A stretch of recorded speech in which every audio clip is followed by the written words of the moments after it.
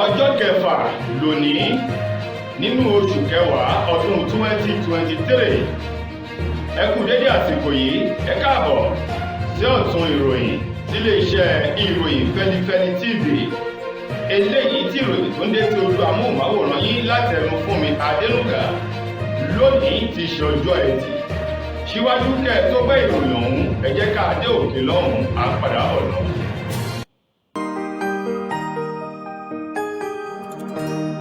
Ìròyìn Feli-feli TV,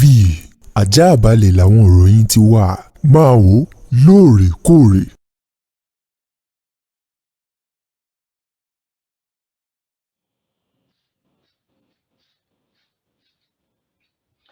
Ẹ káàbọ̀ padà, ìròyìn Feli-feli ọ̀hún rèé lẹ́kùnrẹ́rẹ́. Ẹni tó jẹ́ ọmọ oyè tó díje dupò ààrẹ lábẹ́ ẹgbẹ́ òṣèlú PDP nínú ètò ìbò àwọn ààrẹ èyí tó wáyé nínú ọdún tá a wà yìí nínú oṣù kejì ọjọ́ kẹẹ̀ẹ́dọ́gbọ̀n, Atiku Abubakar lánàá ti ṣe ọjọ́bọ̀ ọjọ́ tọ́ọ̀sì ọjọ́ karùn-ún nínú oṣù kẹwàá ọdún yìí ní bàbá àwọn ti sọ̀rọ̀ wípé ààrẹ ilẹ̀ yìí lọ́wọ́lọ́wọ́ báyìí Bọ́lá Ahmed Tinubu ó gbẹ̀yìn gbẹbọjẹ́ ò wípé ààrẹ Bọ́lá Tinubu dá òun o lórí àwọn ẹ̀sùn kan eléyìí tí Atiku tó fi kan Tinubu o.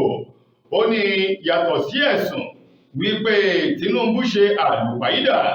lórí sàbùké ìwé ilé ẹ̀kọ́ rẹ̀ àti ẹjọ́ mìíràn eléyìí tó gbé dìde láti fi tako ìkéde Tinubu gẹ́gẹ́ bí ààrẹ ilẹ̀ yìí, èyí tí àjọ elétò ìbò ilẹ̀ yìí kéde rẹ̀ ní ọjọ́ kìíní nínú oṣù kẹta ọdún tá a wà yìí. Abubakar tó sọ̀rọ̀ náà wípé òun yóò dájú pé òun ja ìjà ọ̀hún títí di ìgbà tí ilé-ẹjọ́ tó ga jù tí wọn yóò fi yọ Tinubu kúrò ní ipò, nítorí wípé òun kọ́ ló tọ́ sí ipò náà àti wípé ọ̀nà màkàrúrù ni wọ́n gbàgbé Tinubu wọlé o. Bẹ́ẹ̀ náà ni Atiku Abubakar tẹ̀síwájú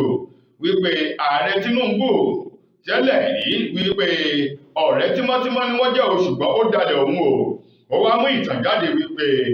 ní ọdún 2007 èyí tó yẹ kí ààrẹ Bọ́lá Ahmed Tinubu kó wá ṣe àtìlẹ́yìn fún òun, ó ní ṣe ni Tinubu kọ̀ jálẹ̀ kò ṣe àtìlẹ́yìn fún òun bí kò ṣe olóògbé Umaru Musa Yar'Adua ń ló ṣe àtìlẹ́yìn fún èyí tó jáde láti inú ẹgbẹ́ òṣèlú PDP tó sì jẹ́ pé òun Atiku Abubakar àti inú ẹgbẹ́ òṣèlú ACN lòun pẹ̀lú Tinubu ni wọ́n jọ wà, tóun sì ní ìfẹ́ láti díje dupò ààrẹ lọ́dún náà lọ́hùn, ṣùgbọ́n tó kọ̀ jálẹ̀ láti ṣe àtìlẹ́yìn fóun bí kò ṣe olóògbé Umaru Musa Yar'Adua lọ́dún 2007 nínú ètò ìbò gbogbogbò èyí tó wáyé ní ọdún náà. Ó ní bẹ́ẹ̀ sì ni kí ẹ máa wà ní ìgbà tí ààrẹ àná olóyè Olúṣẹ́gun Ọbásanjọ́ tó ń bẹ ní ipò tó ń fìtínátì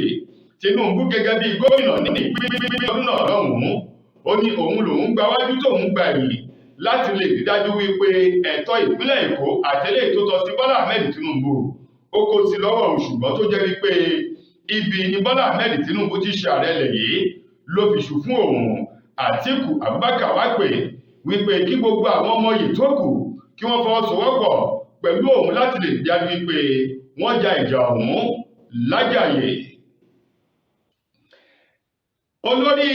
ẹgbẹ́ òṣèlú Labour Party àti àwọn tí wọ́n jẹ́ lẹ́nu lọ́rọ̀ nínú ẹgbẹ́ òṣèlú Labour Party tó fi mọ́ ọmọ oyè tó díje dupò ààrẹ lábẹ́ ẹgbẹ́ òṣèlú ọ̀hún Peter Obi, àwọn màá ló ti sọ̀rọ̀ jáde báyìí o wípé ó kò ní jẹ́ ti bàtọmọ òkú màláàlà àti wípé bákan náà débi ń pani o, ṣùgbọ́n oúnjẹ kọ́ ọ̀tọ̀ọ̀tọ̀ ni. Ó ní oníkálukú wọn ló ní èròǹgbà ọ̀tọ̀ọ̀tọ̀ lọ́kàn láti ṣe oríire àti ọ̀nà tá a gbà ṣoríire, wọ́n ní ọ̀nà ọ̀tọ̀ọ̀tọ̀ ni o. Adíá fún èrò ìkan àti ọ̀rọ̀ kan èyí tí Atiku Abubakar gbé jáde o níbi tó ti ń pè Peter Obi, Rabiu Kwankwaso àti àwọn tó kù wípé kí wọ́n fọwọ́sowọ́pọ̀ pẹ̀lú òun láti lè gbójú ìjà ti Bọ́lá Ahmed Tinubu ààrẹ ilẹ̀ yìí, kí ilé ẹjọ́ kí wọ́n lè dá lẹ́bi tí wọn yóò fi kéde òun gẹ́gẹ́ bí ọmọ yìí tó kójú òṣùwọ̀n èyí tí wọ́n dìbò yàn nínú ètò ìbò tó wáyé ní ọdún yìí o. Ṣùgbọ́n lọ́wọ́ báyìí o, ẹgbẹ́ òṣèlú Labour Party ti sọ wípé oko kò ní jẹ́ ti bàtọmọ kó mà láàlà, wípé kó ní kálukú kó dẹ́rù rẹ̀ gbé, kí Atiku Abubakar kó máa dá ìjà rẹ̀ jà pẹ̀lú ààrẹ Bọ́lá Ahmed Tinubu o. Wọ́n ní àwọn ò ṣetán o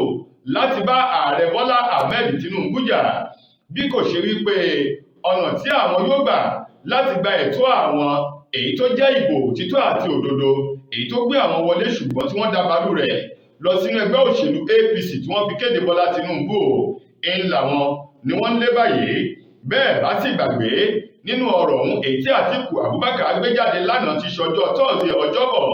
níbi tó ti ń pe Peter Obi láti inú ẹgbẹ́ òṣèlú Labour Party àti Rabiu Kwankwaso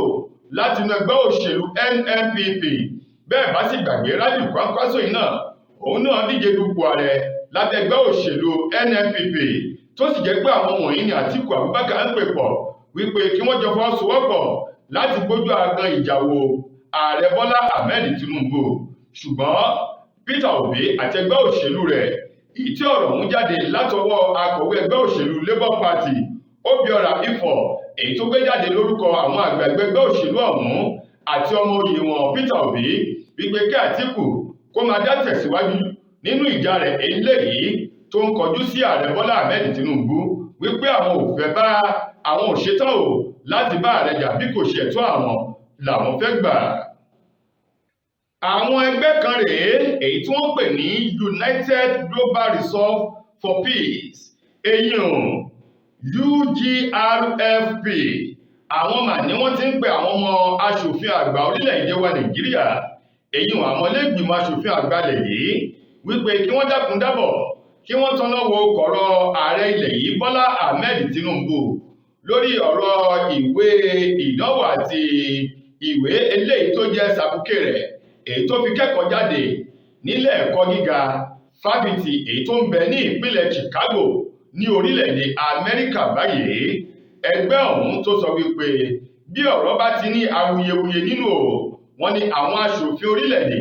àwọn ni wọ́n máa ń fọ́ tó sì máa ń mọ̀ tí wọn yóò jẹ́ kí gbogbo ọ̀rọ̀ ọ̀hún kó di ìmọ́lẹ̀ sí gbogbo ọmọ orílẹ̀-èdè. Wọ́n ní báyìí àwọn ọ̀rọ̀ àwọn ọmọ ilé-ìgbìmọ̀ aṣòfin àgbà ilẹ̀ yìí láti ṣe ìwádìí lórí sàbùkẹ́ àti ìkẹ́kọ̀ọ́jáde ààrẹ Bọ́lá Ahmed Tinubu láti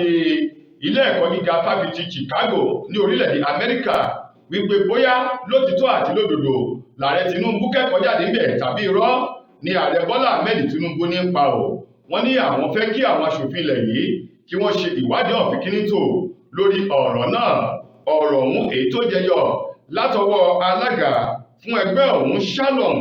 Ọláṣẹ́ní èyí tó gbé jáde fún àwọn akọ̀ròyìn lánàá ti ṣe ọjọ́bọ̀ níbi tó ti ń wòye wípé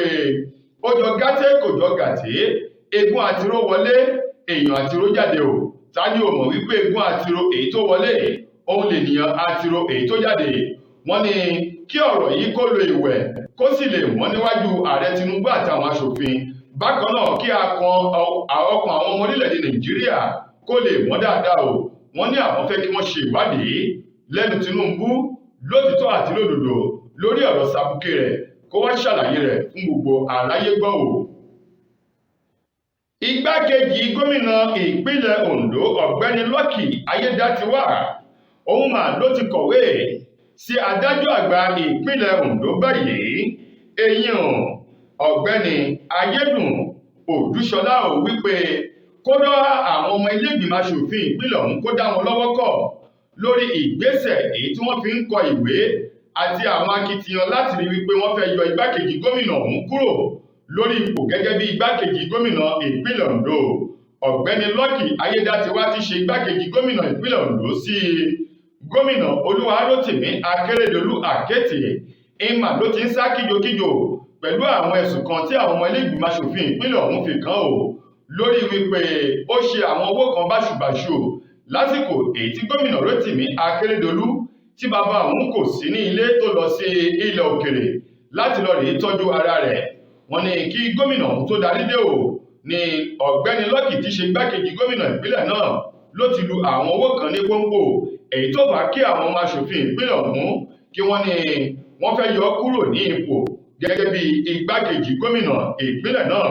Ní báyìí igbákejì gómìnà Ayédatiwa ló ti wá kọ ìwé sí adájọ́ àgbà ìpínlẹ̀ Ondo adájọ́ Ayédùn Òdúṣọlá wípé gbogbo ọ̀nà ìgbésẹ̀ ìwé tàbí ìlànà yòówù kí àwọn aṣòfin ìpínlẹ̀ náà fẹ́ lò kó lo ipò rẹ̀ àti ọwọ́ agbára ọ́fíìsì rẹ̀ láti fi dá wọn lọ́wọ́ kọ̀ kó lè parí ètò sáà ètò ìṣèjọba rẹ̀ pẹ̀lú gómìnà Akérédolú. Ọ̀rọ̀ ọ̀hún eléyìí tí wọ́n kọ ránṣẹ́ sí adájọ́ àgbà ìpínlẹ̀ náà látọwọ́ ẹni tó jẹ́ agbẹjọ́rò àti lọ́ọ̀yà sí igbákejì gómìnà ìpínlẹ̀ Ondo eyín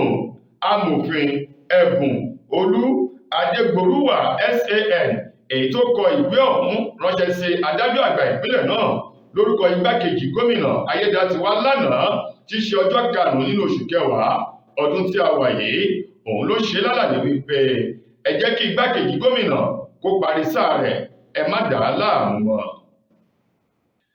Lákòótán nínú ròyìn wa fún tòní, iléeṣẹ́ ọlọ́pàá ìpínlẹ̀ Èkó ni wọ́n ti fi ìdí rẹ̀ múlẹ̀ lórí arákùnrin kan èyí tí wọ́n kéde wíwá rẹ̀ wípé ẹnikẹ́ni yòówù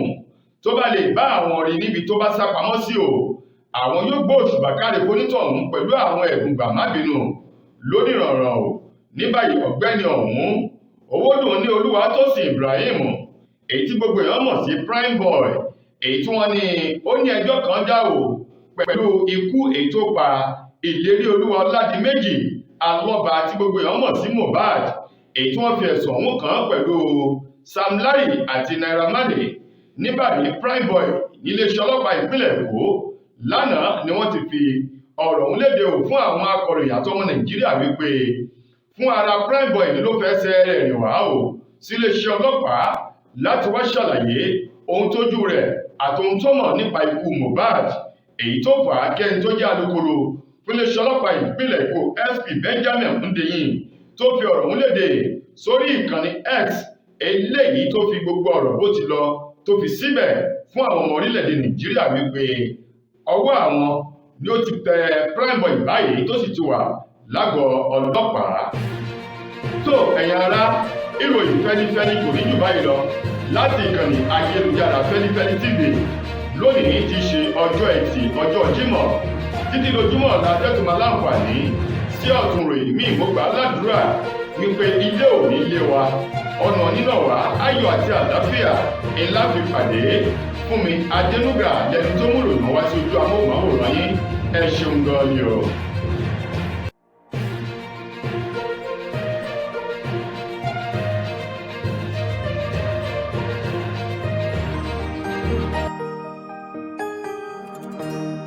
Ìròyìn Feli-feli TV,